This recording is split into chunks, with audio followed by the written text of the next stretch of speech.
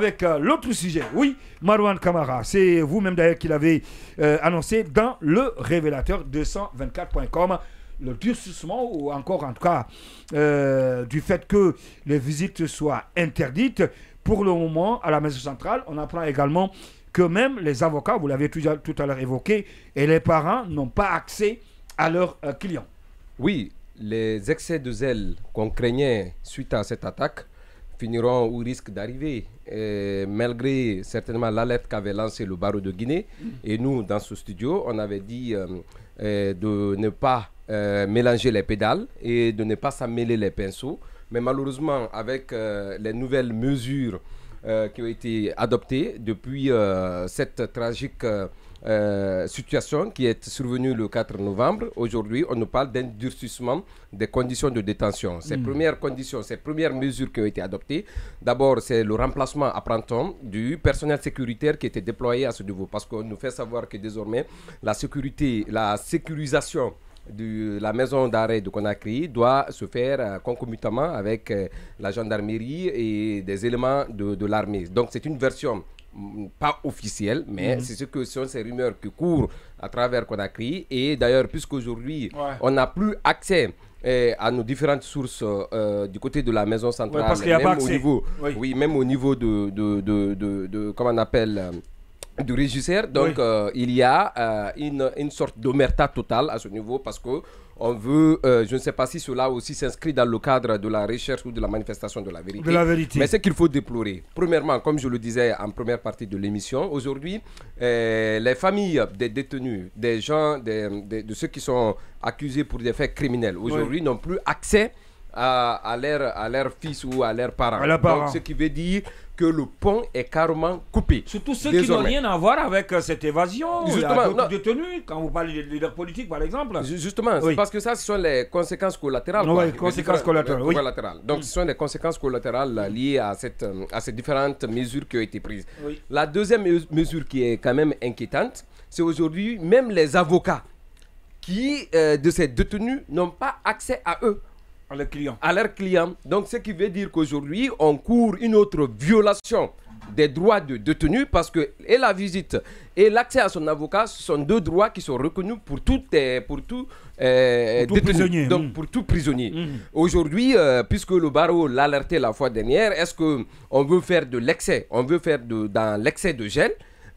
Tout porte à croire parce qu'avec ces différentes mesures qui sont annoncées, il y a une crainte. Maintenant, des gens qui n'ont rien à voir, puisque nous sommes le seul pays où presque il n'y a pas, la part des choses n'est pas faite. On met tout le monde, que ce soit les détenus criminels ou pour des faits jugés criminels, et les détenus de droit commun. On met tout le monde dans un même panier. Les détenus de droit commun, même pour un simple vol de téléphone, de cheveux ou de bonnet de mon cousin Baïla. Donc dès que tu te retrouves de ce côté, on met tout le monde. Donc on met tous les comment on appelle, tous les œufs dans le même panier. Donc aujourd'hui tout le monde se retrouve.